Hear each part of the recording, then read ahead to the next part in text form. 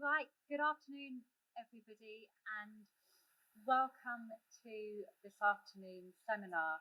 I'm Natalie Pereira, I'm the Chief Executive of the Education Policy Institute, and we're delighted to be able to help facilitate the event today. And we're very grateful to our colleagues here at Capita for providing this excellent venue and tea and coffee and cake. And we're here today to talk about a new OECD report published today, which, oh no, I've done something to the laptop. Hopefully someone will get that working again. So a new OECD, I'm going to keep that closed because I can't see over the lectern. New OECD report published today, which is called Starting Strong, Empowering Young Children in the Digital Age report. Now, for those of you who know me vaguely at all, you'll know that the one thing I will almost consistently talk about is the importance of the early years, because it's common sense that if we want improved outcomes later in life, then all of the science and biology points us to the early years, the investment on returns, looking at outcomes in later life points us to solutions and interventions in the early years. So I am a real champion of the early years, and I know that a lot of my friends and colleagues here know that's something that EPI advocates for tremendously when we do research on education policy and impact. So it's really timely that the OECD are publishing this report today. We have just, arguably, we're coming out of a pandemic where digital skills have played a pivotal role in helping the continuation of young people's education, even while schools have been closed. We talk a lot about the digital divide, but when we do that, we tend to think about older children, secondary, maybe primary. We talk about gender differences in young people as they leave school, as they enter into employment. We talk about getting more girls and more young people from disadvantaged backgrounds into digital and tech sectors. But what we rarely think about is how do we facilitate that from the very earliest years. And I'm delighted that this afternoon, the Director of Education at the OECD, Andreas Schleicher, will be talking us through the key findings from the report. And then after we've had some Q&A with Andreas, there'll be an opportunity to talk to and ask questions from a wider panel of experts who I'm thrilled are able to join us this afternoon. I think we're recording the event, are we, Joni? Yep. So please be aware of that. We're not streaming it, but we are recording it for our website following this afternoon. And I don't think we're expecting any fire alarms or anything, so just follow one of our Capita colleagues if anything does ring. But thank you very much from me for now, and I'm going to introduce Andreas to the lecture. My thanks to Capita again for hosting us again, and my special thanks actually to the EPI and Natalie in particularly for being such a great champion for putting evidence into the public and for helping that evidence really makes a difference to public policy. And that's not something we can take for granted. I'm also happy to have my colleague Shuey here with me. She's actually the mastermind of our work on this report. This report deals with the intersection of two really important areas. One is digitalization, the possibilities that technology enables and some of the risks that entails, and the early years, the foundations that we build for our societies, our democracies, our economies. And that interplay really has been the focus of our attention in this report.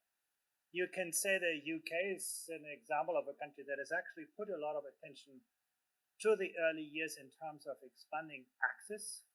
You compare statistics on participation today with those from 15, 20 years ago. There's been a dramatic expansion of more children having access but at the same time, it's still very much a care agenda. It's facilities for people who work for to take care of the children. The education agenda, which I will be talking about today, is not yet at the forefront in the UK. And again, in the times in which we live, all the research really shows us that this is the moment where we can make the greatest difference to build a cognitive, social, and emotional foundations for people to become successful. In school, we often, lament about, inequalities and all of that, but it's actually really, really hard to deal with later in life. Most of what we do in school and universities and later in life just amplifies the kind of inequalities that we inherit from the early years. So that's why this agenda is so important. Starting with the technology aspect, you can see sort of how, broadband access has just skyrocketed over the years. Now you can see that's true for, most of the countries for which we have comparative data. And technology is everywhere. The broadband connections are everywhere. And that also means that exposure to the smallest children is everywhere. So that means, that shows why this agenda is something that we need to take serious, that we need to engage with in one or the other way. You can take sort of a kind of risk avoidance approach, making sure that children have limited access to technology, or you can take an approach, actually, let's see how we can enable technology to make a positive difference. But I think this chart really shows why you cannot avoid that discussion altogether. You have to think about this in some ways. And so in our survey, and I must say, I've only data for a limited range of countries, not the UK. And it also tells us something, when we talk about, our findings in school about PISA, we have 100 countries taking part in this. Everybody wants to know how children, later in school do in mathematics and science and all of this. When we talk about the early years, still very, very limited set of data that we have. But so in 2018, we asked actually staff in the early years, to what extent do you think, technology skills are really important for preparing children for their future? And then second, do you think you can make a difference? To what extent do you feel a sense of self-efficacy? Are you prepared? And I admit this was just before the pandemic, so these figures might have changed since then, but who knows? When I look at Israel, you can say, at least half of the teachers say, in the early years, yeah, it's really, really important. But you see just about 20% feel prepared for that. So there is this gap between recognizing something I should be knowing about and my own preparedness. And what you're going to see is actually the figures for Israel are on the high end. When I look, in Turkey, when I look Chile, and then, it goes very, very quickly to very low numbers. Isn't that surprising? That you have in most systems for which we have data, including, high-tech countries like, Japan, Germany, Norway, Iceland, where actually it's just a small minority of teachers who think, it's important, and an even smaller share of teachers who feel prepared.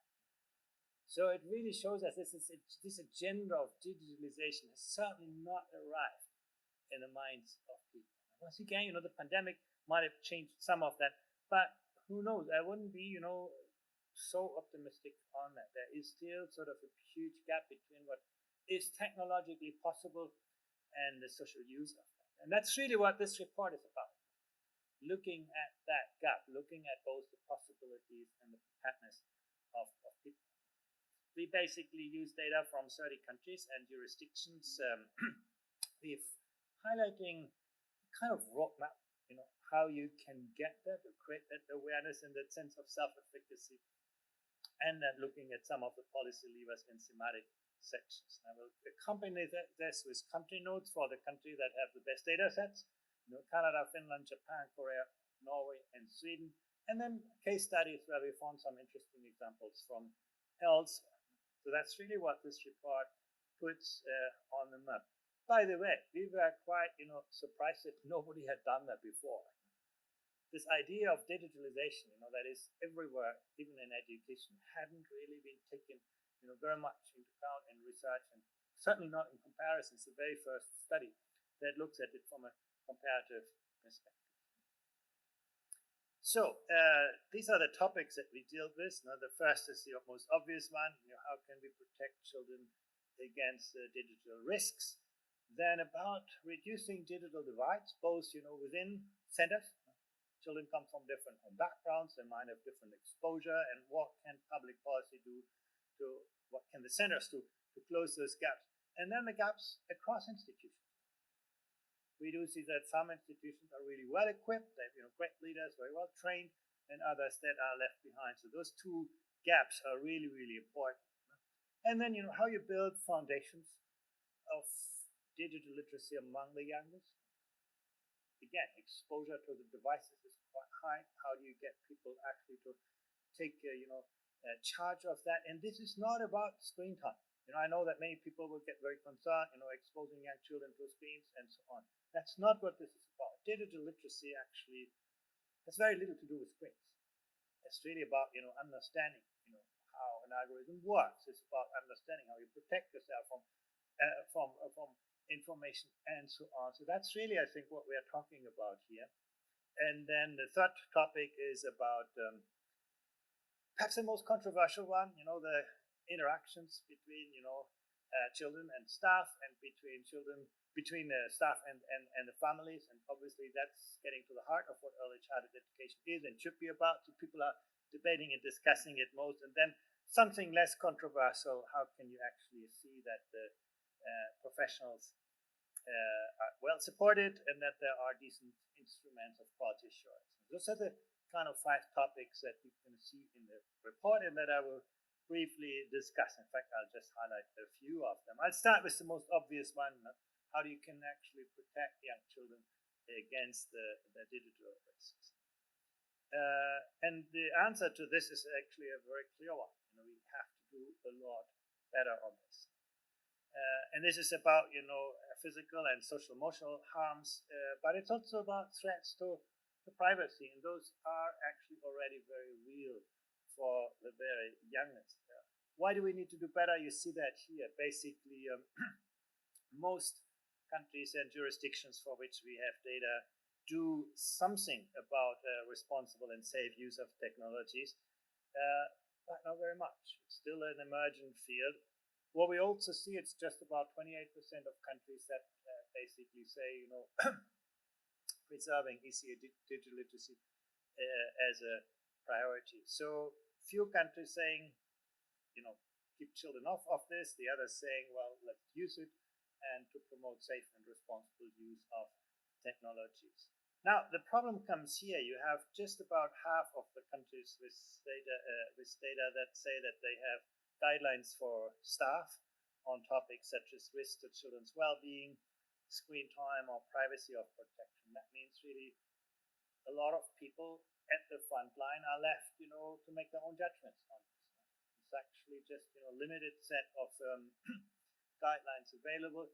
What we also see in the report, in the final examples of this, that often the guidelines that are given to parents are more conservative. They highlight the risks, what you should do to protect your child, and the guidelines that we give to staff are more about how do you use technology. So that those two kind of guidelines often get into conflict, and that's something I think that we need to synchronize if we want to give better and more consistent advice on how to harness the potential of technology. So there is a lot of work to be done on this. And here I must say, actually, even though the UK is not part of this data set here, we think it's actually quite well positioned. The UK has done quite a bit to, data privacy for children, and also putting some of the onus on the providers. I'm going to talk about it separately. We think that's really, really important. You cannot just leave it all with people to make their judgments, but the providers do have a very important role to play, and this is something I think that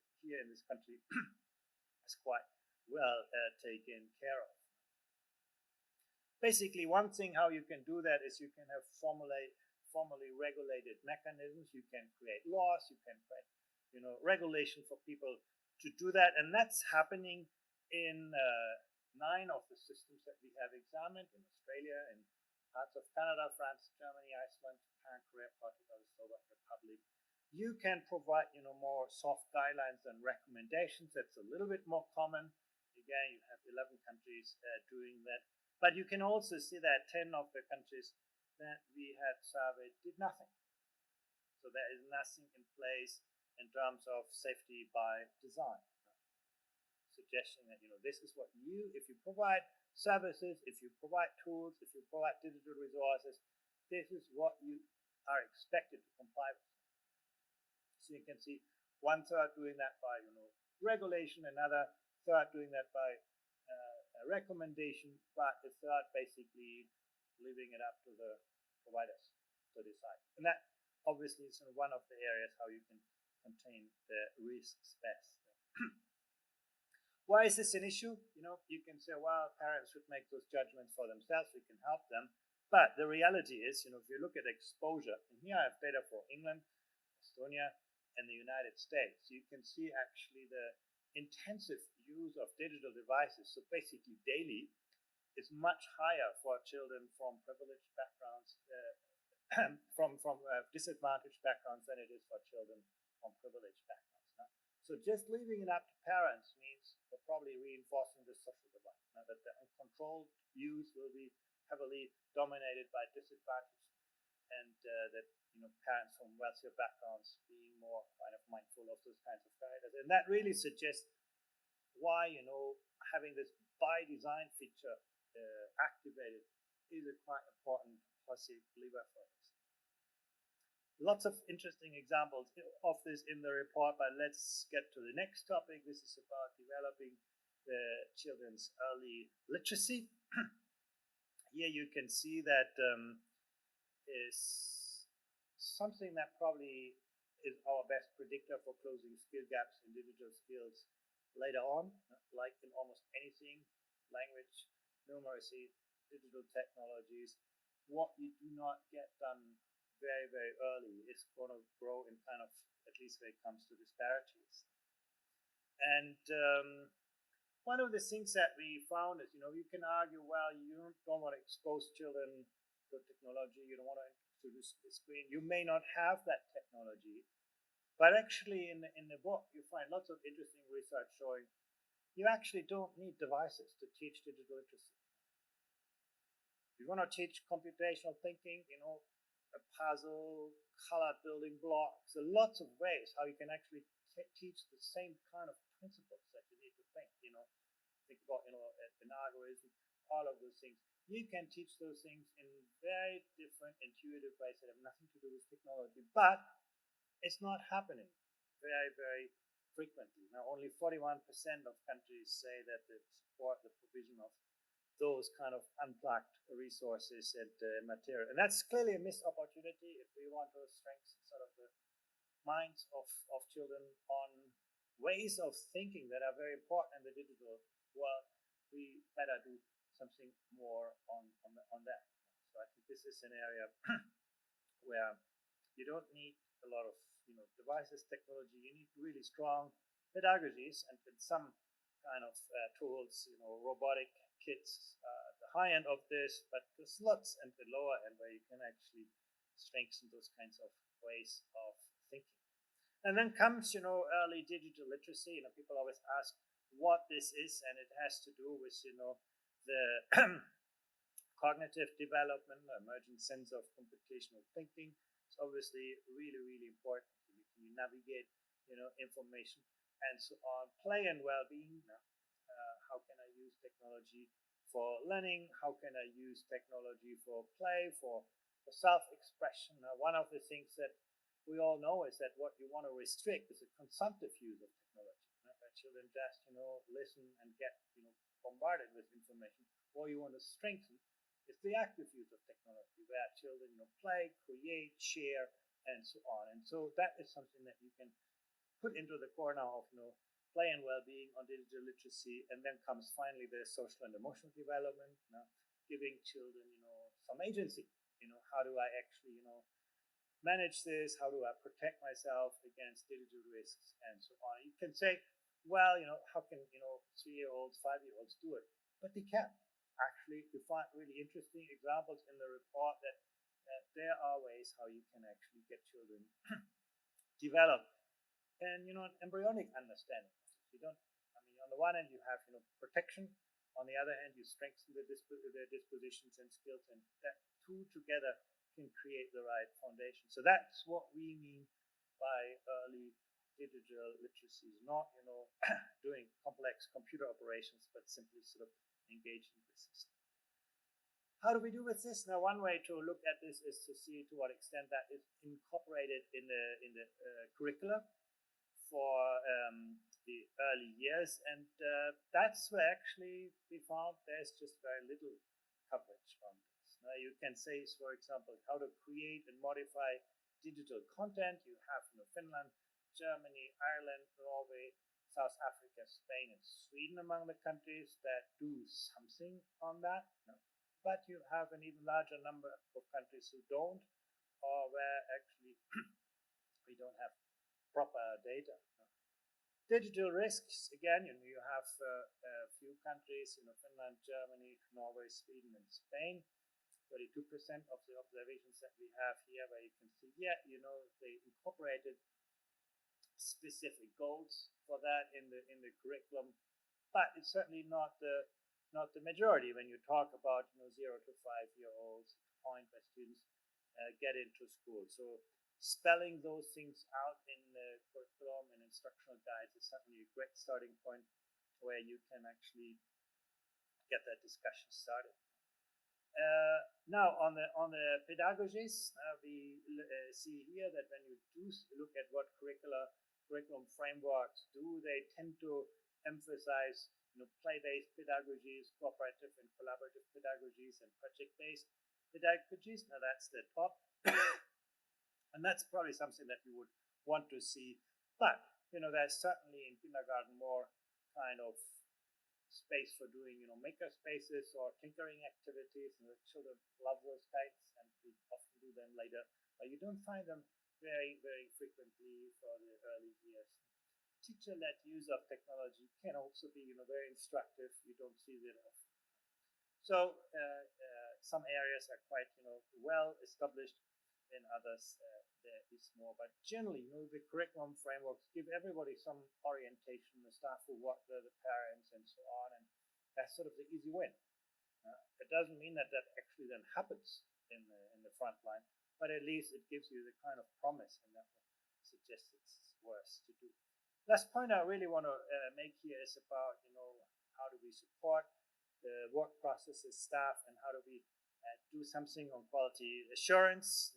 What is very clear is that you want that all staff at least have some foundational skills to use technologies, to use them effectively, to use them safely, and then staff, you need some people who have more specialized skills. You can sort of guide the process, and that mix is really, really important. In most countries, digital competencies are included in the initial education program for teachers, but very few countries actually make this a requirement. So it happens, but you know very well from the UK, services can be very localized, training can be very kind of devolved, and at the end, sort of, it's very hard to get a handle on this. We look at this in terms of sort of 3 levels of competencies. You want, again, everybody should have the kind of foundations for this. You engage with children, you should know something about it. You want some people who know more about it and who can structure this, and we do need a little bit of specialization to put the technologies in place and to know more about the risks and benefits. And again, you need that on pedagogy, you need that on management and leadership and on knowledge development as a resources to enhance learning. That's another very, very important area, to give the teachers themselves access to a wider range of digital resources to facilitate their learning. And then the management, leadership, managing the relationship with parents, and so on, those 3 areas are really important. So for all staff, you want them to have some basic understanding of how you can use technology, how you can use them safely and meaningfully with children of the appropriate ages. And then you want, for those in charge of institutions, you want to ensure that they can, implement new policies, new practices, new standards, new safeguards, and also make choices when it comes to the use of digital resources and what is most appropriate in our center. And again, you want to see some people who actually advance the field and innovate in it. So that's basically what we think is a good model for developing the competencies of the workforce. Not, rolling out one size fits all for everyone, but to have some differentiation according to what is really needed at the kind of front line. What we see is that actually it's just a minority of the countries that we survey that actually require and fund those kinds of professional development activities at the national level. And that's an important caveat. We know, of course, many countries, funding for this may come from local or regional authorities and so on. So that's not captured by these data. This is just looking at whatever comes at the national level. But you can see it is actually a minority of countries that make this a requirement and provide funding for at least one of the categories of staff. Many, there's really no support, and I can tell you who those are that do something that has as a requirement and provide the money. It's basically just Hungary, Israel, Portugal, Slovak Republic, and South Africa from the countries for which we have these kinds of data. Sometimes, the ECEC authorities, the authorities for early childhood education and care, provide funding for in-service training based on digital tools, online courses, seminars, or MOOCs. But it's still quite, traditional training that combines online and in-person activities as in-service training for staff and so on. But, when you look at sort of things like mentoring activities and coaching activities, that's still quite rare, or staff induction programs that are supported by technology. Certainly also a lot of growth for a lot of potential for growth and improvements. Family engagement. Technology is a great tool to strengthen the link between the institutions and families, share information, share resources, get families in support of this, and that is particularly valuable for disadvantaged communities. But actually, very few countries provide training for their staff on how to engage using digital tools with those kinds of institutions. So what do we do? What do you get in this report? Actually, we have on the 5 challenges that I highlighted there, we provide actually a range of policy levers, guidelines and regulations. You can look at curriculum and pedagogy, you can look at workforce development, family engagement, monitoring and data, funding and infrastructure, and finally governance. And then you can see basically where you find the tick marks, you find ideas and suggestions and recommendations and advice in this report. And that's, I think, the resource that we provide. How does it work in detail? You can see here an example, take the first one, protecting young children against digital risk. You can see the guidelines spelled out, the curriculum framework spelled out, and then, the tick marks telling you where you find those kinds of resources. And you can see, for example, here, we map the countries against those 5 areas where we think you can learn something. So that's our judgment. We looked at, which countries do those things best, which can provide suggestions for others, and you have found them here mapped against those kinds of things. When I look, for example, here against, the protection of young children against risk, these would be Australia, the province of Manitoba in Canada, Luxembourg, Norway, and Portugal. And then, it looks like this. When you look at the policy pointers, ensure that guidelines for digital service providers pertinently cover young children, clarify the responsibility of the workforce for children's safety. Now, this is where you would look to, examples from Australia, Germany, Norway, UK, and Luxembourg. And then you can see at the right side kind of text boxes where those examples are listed. So this is just a way of, how to navigate this book. I know, like most OECD resources, it's a quite comprehensive and lengthy kind of document, but here you can actually get some really good signposting and ways for where you find, where you can really learn from this. So that's really what this report is about. Once again, it's about protecting young children. It's about reducing the digital divides within the institutions and across. It's about helping children develop some foundations, even in non-technical ways. It's about enhancing the quality of interactions between staff and the children, and between staff and the families, and finally about how do we build the kind of workforce quality and quality assurance mechanisms that makes this work. Thank you very much.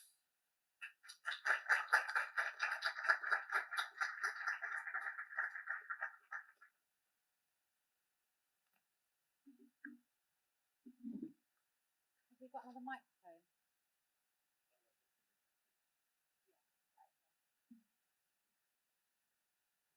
Can you hear me okay? Oh, yes.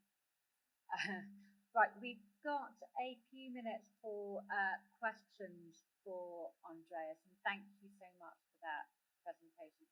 What struck me, particularly towards the end, is there's no single country that ticks all of those boxes, and I suppose, like the UK, even though we weren't specifically in the report that we did, I suspect that most countries are kind of on a journey with kind of coming to terms with adapting to all of this.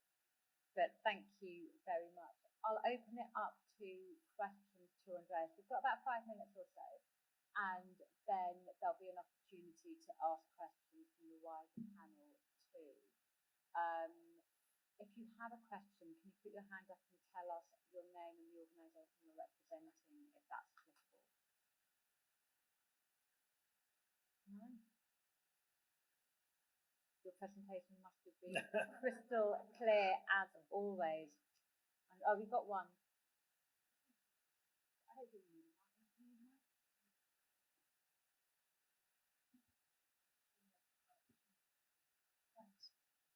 Thanks. I'm Eva Lloyd, a Professor of Early Childhood at the University of East London. And your presentation has thrown up some challenges for me, because I'm also the chair of a social enterprise on 16 day nurseries, where we have a rule, it's not my rule, but that there is no digital device in the setting. What does happen is that we spend a lot of time outdoors on mud kitchens and all sorts of things, great deal of outdoor, and of course, for a range of reasons, child safety and so on, staff also put all their mobile phones away when they do work with the children. That's it, at the beginning of the day, and they get them again. Now, most of the children, is the argument of our brilliant CEO, will get a lot of digital exposure at home. And that's one of the reasons why the team think it's so important, and the managers, that the children are exposed to the widest possible range of other experiences. We're talking 0 to 4-year-olds, right? So, what is your evidence that this age range in the setting, not being exposed to digital experiences in the setting, would experience problems moving to school and at the age of 4? Yeah, first maybe, Natalie, I start with a comment that you made. No country ticks all the boxes. Quite true, but some countries tick a lot more boxes than others on this. I do think there is actually something to learn from this, but it also highlights, the need for peer learning. This is really a topic where you see a lot of initiatives, limited evidence, but not much sharing of knowledge and experience, and that's really why we looked at this. And of course, the question of digital exposure is really relevant. And what I would say is actually that this report is fairly neutral as to the question of to what extent do you expose children to technologies or screens. What it looks is more at the foundations. I would argue, if as a child in the times in which you grow up, you have no sense of computational thinking. You have no sense of, the kinds of skills that you need in the digital age. Probably, when school starts, you will be at a disadvantage. And we are looking at, 0 to 6 year. That's the age when school starts in many countries. So I would actually say there is a clear kind of I would say the same about risk protection. Yeah, if you grow shielded from technologies, and then one day you get into school and you find everything around you, you run a greater risk. And what we do see is that social divides play into this. Now, to what extent do those risks play out in the individual level? It's not something the subject of this report, and I want to say again, this report is really about building foundations. It's not about advocating more or less screen time. There are different views on this. There are, as you said, that institutions taking quite different policies and practice on this. But I would say all of those topics are really, really important. And protection against digital risk, whether you use devices or not, you better learn something about it. Certainly as a staff, you want to actually really understand what is happening. On the digital divide, I would say so too. Children might come from different home backgrounds. Some may have an advantage, some disadvantages, some role to play. Because once again, we know from all research that whatever you do not handle in the early foundations gets amplified, accelerated when children grow older. And again, I mentioned already, young children's early digital literacy.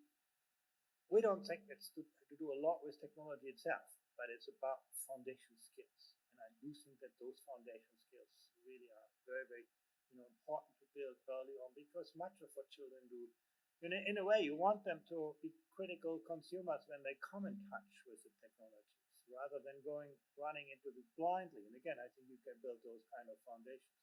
And then, interaction with families. Certainly, even if you do not use any devices in your institute, you can use them to share, have access to digital resources. Staff can learn, new ways of working. They can learn, about, they can actually connect with parents in much more powerful ways and share resources with parents for use at home. So again, I think that's an area of digitalization where I think it's very, very under kind of exploited. And then finally, also, on a support of the work processes, quality assurances, I mentioned already, you would want that whoever, provides technology, even if you do not use it in your own institution, you want that, those companies follow some rules, some guidelines, and that they actually, that you embed the pedagogical meaningfulness. This is not something you can expect naturally from a tech company, but you can make it a requirement. If you provide services and technologies to children, you follow those rules and guidelines. That's really what this report is about, not so much screen time. Thank you so much. And Eva, I might ask Elizabeth to come in when we do the panel as well, because this issue came up when Shuey and I talked earlier, and I think she'll have some interesting things to say. I think there are now a couple more questions. Well, there were. Didn't we have that? Yeah, lady in front of me. Rose.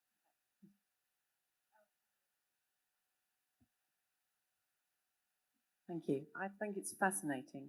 And one thing you said quite early on was, or the word you used was mindset shift. Two words. To what extent do you think that's one of the key barriers here? Is a mindset shift maybe amongst policymakers, maybe amongst educators, families even, about the need for this kind of approach and development of policies in this area? Yeah, in a way you could say the very first chart I showed you highlights this, that we are still in an analog mindset about pedagogy, about work organization, about professional development. And I think from that first chart you can really see that, certainly not among the people at the front line. And I would argue that usually is a long-term reflection of what happened in policy. We have arrived in the digital age that is actually very much a reality out there. So I do think, and that's also really very, very much the kind of idea of this report, to at least give us the tools for that mindset kind of shift. And that was the question.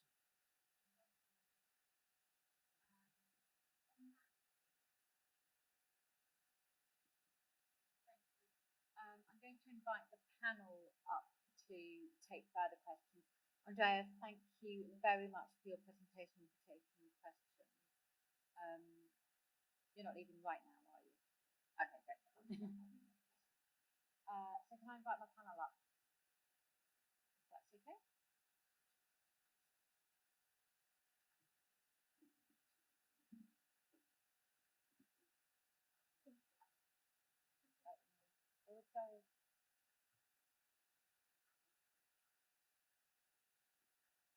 Right, welcome. We've got a great panel with us here this afternoon. Starting from my far left is Elizabeth Shuey, who is a policy analyst at the OECD and who Andreas said is the expert on this report and early childhood in general. Next to Elizabeth, we have Professor Rose Luckin, who's Professor of Learner-Centered Design at UCL's Knowledge Lab, and Rose is renowned for her research into the design and evaluation of EdTech. To my immediate left, we have Marianne Betts, who's Managing Director of Capita Schools, which supports over 5,000 schools in the UK.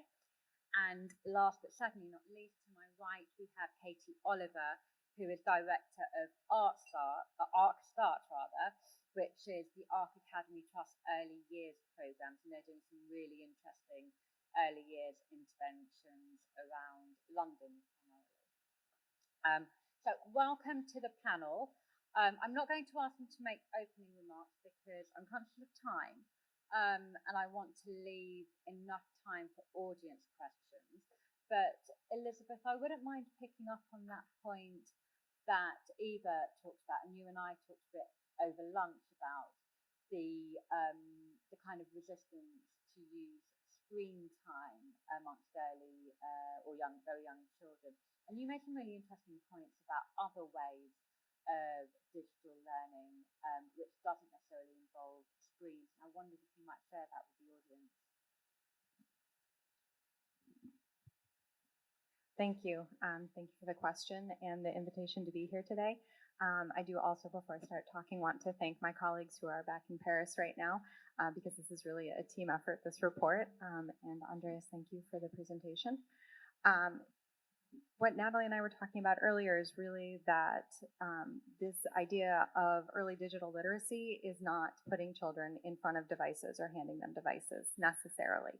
That can be part of it, and it depends on the context, the age of the children, and the goals, if that should be part of it. But other ways to do that include, as Andreas mentioned in the presentation, something like robotics kits. And these can look like building blocks that you would see in any early childhood classroom, even if it's not a digitally inclined classroom, where children can actually build and construct, make different patterns with these types of blocks that are then communicating to a robot to have different sounds made, different actions from the robot. So this is, something that really draws on early pedagogies that are normally included in early childhood in a very playful way, to expose children to what is the idea of programming, how do devices work. Devices, like robots, don't work by themselves. They work because people program them to do something. And so giving children those early experiences to see what that is. But then I think, even moving back from that, if we talk just about empowering teachers to really understand what is computational thinking and making teachers feel confident in what they're teaching and in how they're sharing digital technologies with children, this can be as simple as something of stringing beads together in different patterns or sequences, because that, after all, is programming language at its heart also, is understanding those sorts of basic algorithms. So something like puzzles and thinking about sequential ordering of things. Again, these are activities that you normally see in early childhood classrooms, digitalization aside. So making that something that's clearly part of the discussion around early digital skills, I think can help kind of get over this hurdle of oh no, we can't expose children to this. Because that is, in the report, we also try really hard to not make this about what do we give children or take away from children. This is a policy roadmap. So if you have an idea of where you want to go, here are some solutions for which countries you can look at that are doing something in that way, but it's not necessarily that there is one right way or either a wrong way to do this.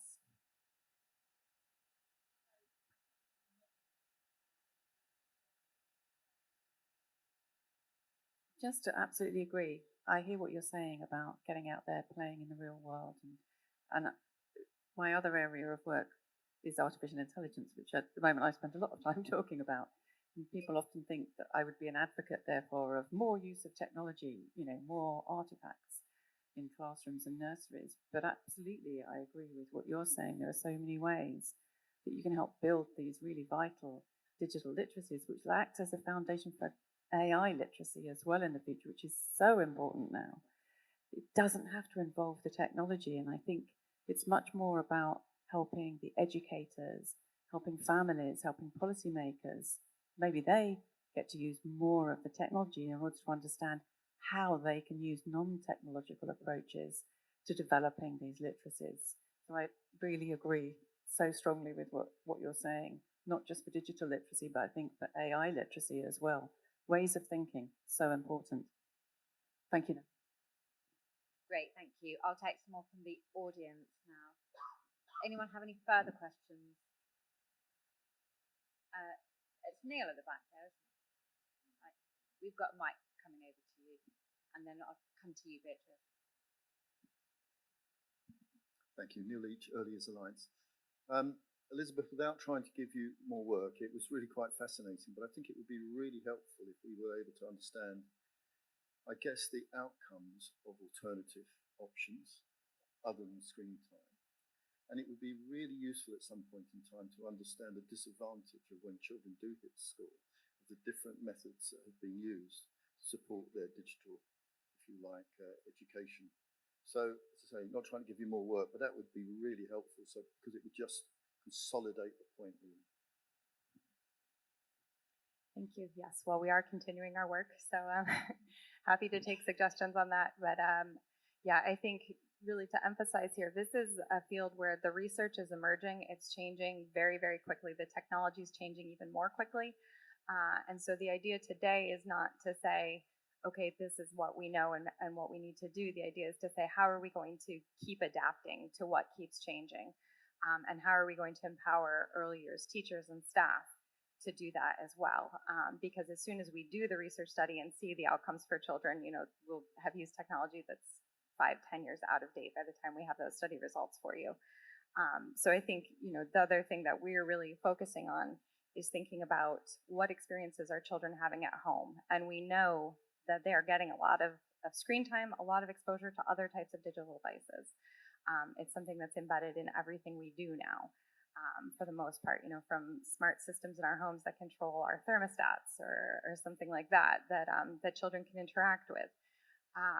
So recognizing that this is part of children's lives, then we can decide that, you know, we bring it to a greater or lesser extent in early childhood settings, but children are coming with their own experiences, their own expertise, recognizing that, and then trying also to really harness the opportunity of early childhood to make this, you know, a more equitable experience. So some children will be sitting with devices on their own more often than other children. But so how do we increase their breadth of their exposure to digital tools through early childhood programs and ensure that children who already have very strong foundations and a lot of supervision and active involvement from parents at home in this arena are also still getting something out of this instead of duplicating what's being done. Thank you. So Beatrice Merrick from Early Education. We're in a situation in England where the technology early learning goal got scrapped in 2021, and the assumption was that, oh, children, you know, digital is just embedded in their lives, they're living with it. So I wonder if the panel have any comment on, and I'm thinking particularly where you're mentioning ways in which computational thinking, for example, which might relate to maths, might relate to sort of other aspects of the whole STEM agenda. Do we need to have digital as a specific thing, perhaps just to create these reflections, or should we see it as part of that bigger STEM group of subjects? Great, thank you. Katie, I'm going to come to you first on this, and wonder if you can tell us a bit about how you approach it in art. Yeah, so I'm feeling very embarrassed about how Luddite we are actually, and I share. We too don't have any devices in our classrooms, in our nurseries. We work in generally low-income and disadvantaged areas of London, and have taken the view that there's sufficient technology in the world, and that we are trying to create lots of other experiences. I think to your question, Beatrice, my view, if I'm qualified to say, is that technology should sit across all of these different places. And I think one of the challenges we have in our interactions with parents and supporting parents with their children is this kind of concept of screen time, which might be something that's incredibly positive and constructive, or might be just consuming whatever. And so for me, it feels like we need to be working much more with our staff to understand how to develop these various different qualities and skills across every different part of what we do. And that we need to move away from this idea that there's this one element and it's actually everywhere. But I don't know. That's how I feel about it. Great, thank you. Marianne, do you want to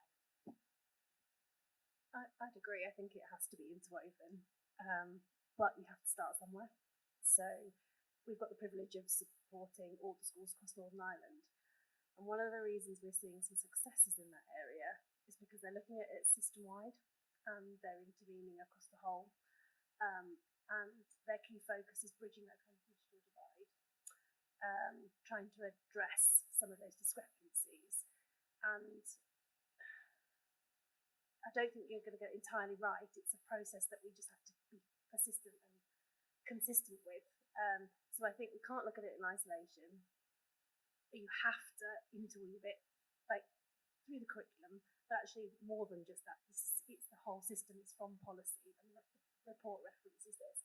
So for me, from policy, government, all the way through to the educational early years settings, through to teachers, pupils, families, and then I suppose policymakers, government, and suppliers at the other end as well. So it can't be standalone, but unless we put a focus on it, I'm not sure we'll get to the right conversation. It's interesting, isn't it? That we've had two people who are close to the front line say yes, Kate said yes, it should be interwoven. But are you in reality, is that happening? And how do you get to a point that Beatrice, I think, is making, is that in order for it to be seen as important, it needs to be somewhere. Is it enough for it to be? I'll ask that. So I think it is interwoven in our curriculum, in the sense that I think a lot of the skills and qualities that sit behind some of these things are across our curriculum.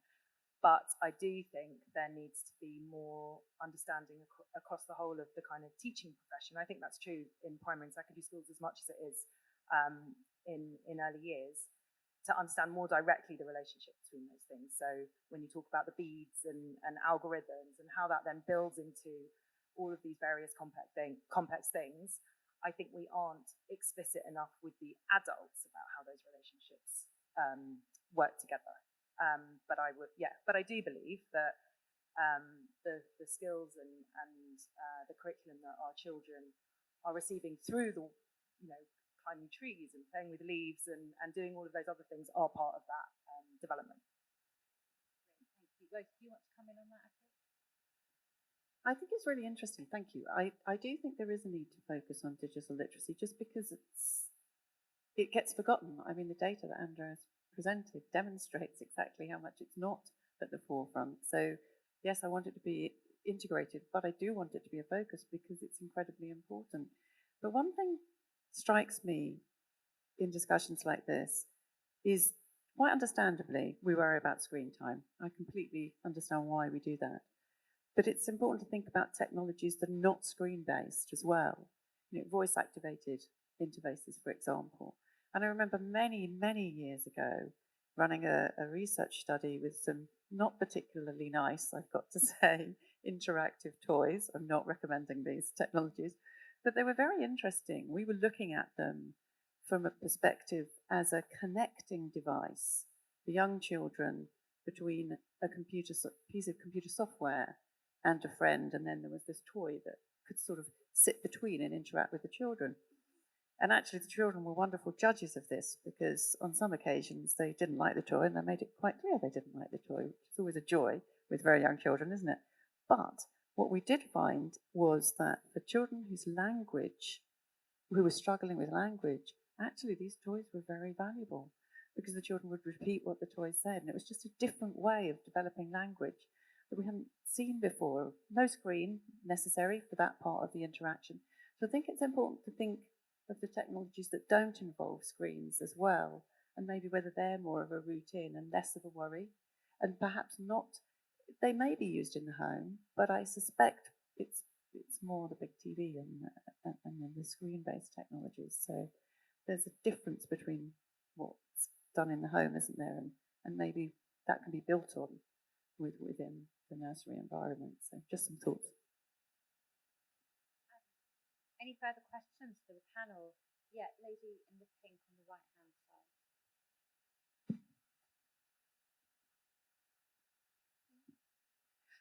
Hi, I'm a student from UCL, and I have a question about digital competencies for the workforce. Because I previously have conducted like a comparative analysis with like my mentor at the Lifelong Learning Lab at Tsinghua University in China, and was funded by LEGO Foundation. And one of our results was that we found out that the training programs are usually provided, but it's often lecture-based. And that means teachers only have to sit there and listen and maybe just have like 30 minutes to practice. And then there's no like further, not like entirely not, but not necessarily a lot of assessments to assess their digital skills or competencies afterwards, especially with now like the rapid pace of technology, like how it's updating now. Maybe like 3 years later, they only have to learn, maybe like 5 years before, they only have to learn how to use a PowerPoint, and then 3 years before they have to learn to do interactive activities using technologies, and maybe now they have to learn to engage with ChatGPT, like language AI models. Just like how, so like do you, like to what extent do you think it's the government or like the schools or individual teachers' responsibilities to keep an eye on their digital competencies? That's my question. Thank you. Really good question. Thank you so much. And actually, we touched on this as well, didn't we, Elizabeth? And keen to hear your thoughts on what your investigations have found about how to develop the workforce and what international good practice looks like. I think it's fair to say in the UK, when the pandemic hit, actually there was a big concern about the school-aged workforce being able to cope with things like Teams and Google Classrooms. And I don't think we even thought for a second, really, about the early years workforce and their ability to pivot. But Sure. Thank you for the question. I mean, I think the workforce is absolutely at the foundation of making a digital transformation in early childhood. One of the slides Andreas showed, you know, we see that the countries are supporting online courses to keep staff trained and up to date on things. And what we don't have is a lot of evidence about the quality of those courses or about the effect that they have on teachers and how teachers are perceiving them. So for us, that's one big question, and one of the areas that we think technology can actually help in quality assurance is doing more to collect data around the experiences that teachers are having with this kind of ongoing training, the impacts that it has on their work. But in addition to that, then I think where we really need to be looking also is how technologies can help support coaching and more direct hands-on experiences for early childhood staff and teachers. So there's not as many countries that are doing that kind of work, but in Bavaria in Germany, for example, they have trained a team of coaches who have specific training in early childhood media experiences. And then these coaches go out and work face-to-face with staff in settings. And they're also able then to answer questions that early childhood settings have about, like, what are the legal issues? What privacy issues are we missing? What are we not thinking about with our data? So on the one hand, they can do this kind of very hands-on technical, helping staff to get connected in ways that they need to. But at the same time, they can also be there to support staff for providing digital technologies in their practice and their pedagogy with children. And so that's the sort of thing that I think we'd like to see a lot more. We know that, you know, within countries and across countries, there's a lot of different levels of training, education, background that staff have in early childhood. And so it's going to be really important that we don't have a one-size-fits-all approach to professional development for them moving forward, especially in the area of digitalization. Thank you. I was just going to say, I think there's a role for industry in that as well. One of the colleagues at the back will know it and visited the centre over in Belfast. I think there's another centre in Dublin, but we do some work with Microsoft, local charities and enterprise and schools in the Microsoft Dream Space. And it's a really good example of learning digital and computer-based literacy skills. The environment is structured to accommodate students, but whilst the students are there learning, the teachers are taken, and there's another platform, an area where they can go and develop their own learning and skills, and that's funded through a combination of charity, the local industry. They bring in the experts, the teaching, so everybody gets a well-rounded experience and comes out the side. It's a small example, but the key for me in it is the collaboration. And if we're going to be successful in this and making a difference and having a really positive impact, and I absolutely agree, the workforce needs to develop alongside the children, then we all need to be contributing to get that learning together and developing that policy and pathway, learning pathway. So I think, yeah, collaboration is the biggest word I'm taking from today, really, to make it a success. Thank you. I think the only thing I would add is that I think it's both policy and settings responsibilities, but I think there's too much responsibility on teachers and on individuals to develop their own competency in these areas, and particularly in something that's so fast moving. And I think as we kind of move forward, it does feel like the only place we need to really focus is on making sure that adults feel able, competent, to both appraise critically what they're doing and thinking about how they're using that with children, but also how to use it in a collaborative form with other adults. And definitely, I think across our schools network and within our nurseries, the pandemic shifted that so radically, with, having moved from a situation where people of a particular age might have done some things to a situation where everybody was having to operate online. I think there's been really, really positive things taken from that, but we haven't yet worked out how to systematise that and move it forward. And I think there's loads of opportunities to do that now. Great, thank you. We have one more question in the middle. Thank you, Fernando. Hi, it's Hannah Craft from PLMR's Education Practice. I have two questions, if that's not too cheeky. Great, yeah. The first one is around how we measure disadvantage in the early years. It was interesting to see that children who are kind of from a lower socioeconomic background get more screen time on average, whereas when we're looking at disadvantage, we're usually measuring it in terms of connectivity and having an appropriate device at home, where of course disadvantaged children are less likely to have those things. So what are just any reflections on how we measure disadvantage and how that manifests in terms of the digital divide? And second, perhaps more for Professor Luckin, but what do you think the role of EdTech is in developing digital literacy and AI literacy in particular? Great, thank you. I'm going to come to Elizabeth first for reflections on how the OECD measures disadvantage in the report today. But I do think, thinking about how we approach it in England, I do think we're measuring slightly different things. When we talk about early years disadvantage, we're talking about socioeconomic disadvantage, and that obviously correlates highly with the digital divide. But we're not always talking about one and the same group of children or families. Keris, correct me if I'm wrong. Right. My early years expert is nodding. Thank you. So yeah, in the report, we do focus on socioeconomic disadvantage, and in the data that we presented, that's a composite of parents' educational backgrounds and family household income.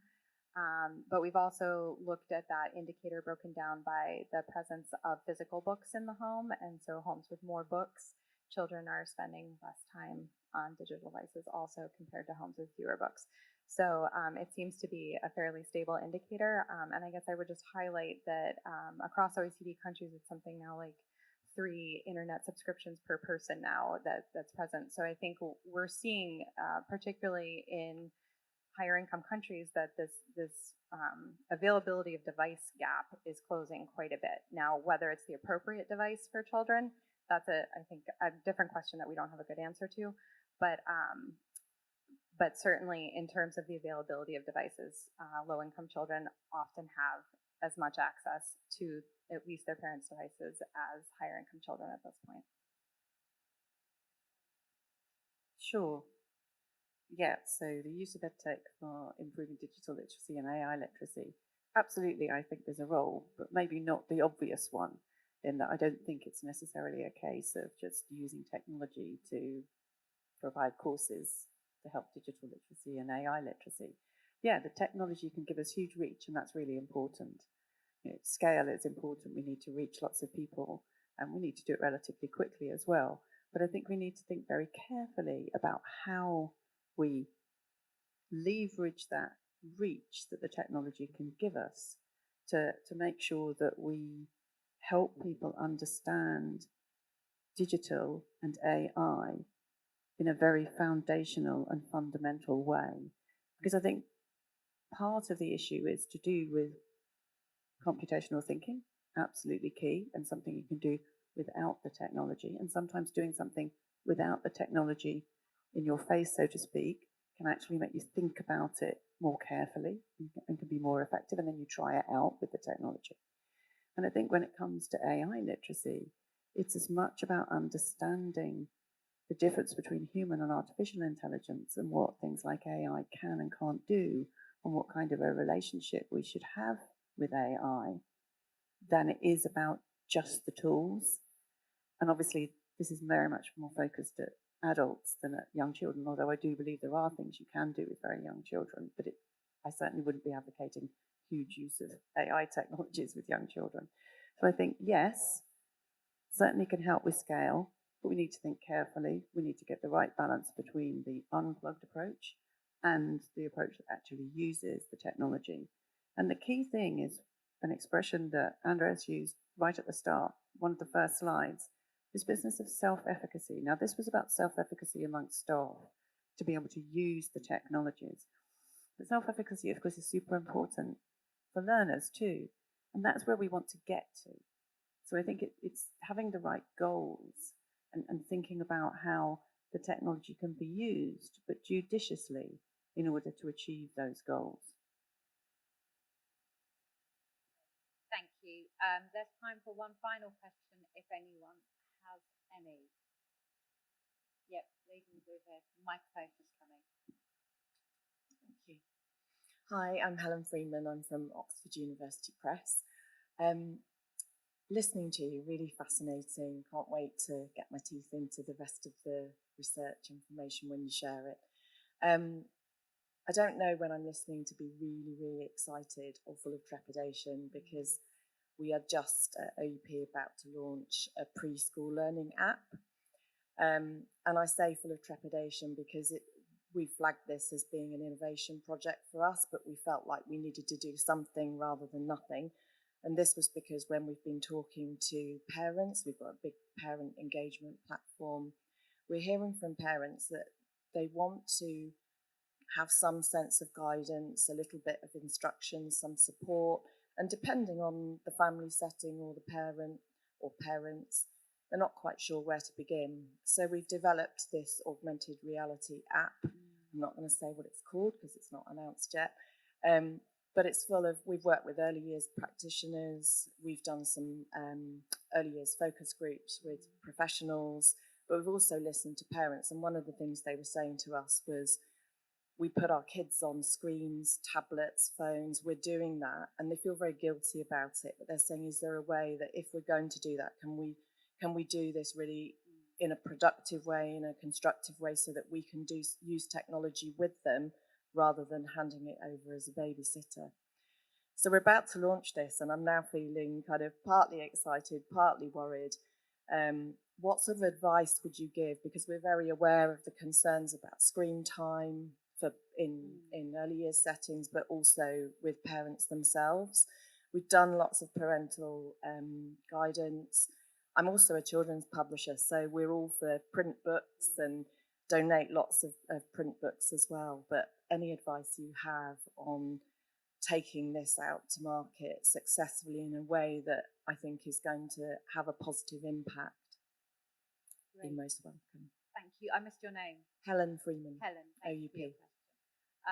I'll go down the line actually to each of the panelists for any advice that you can offer to Helen and any final remarks that you'd like to make if you haven't covered them already. Sure.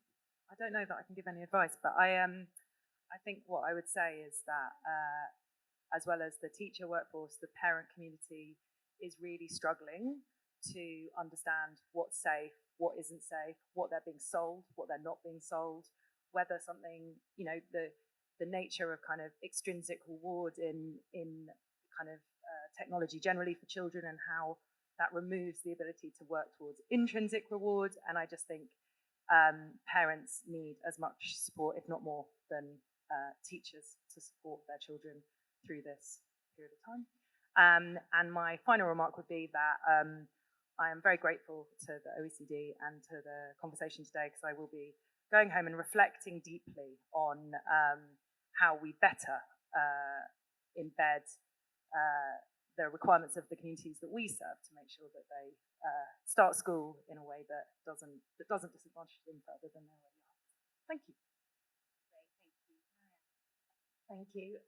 I'm not sure what I can add really, but in terms of the Starting Strong report, for me, the crux of it is a balance between risk and opportunity.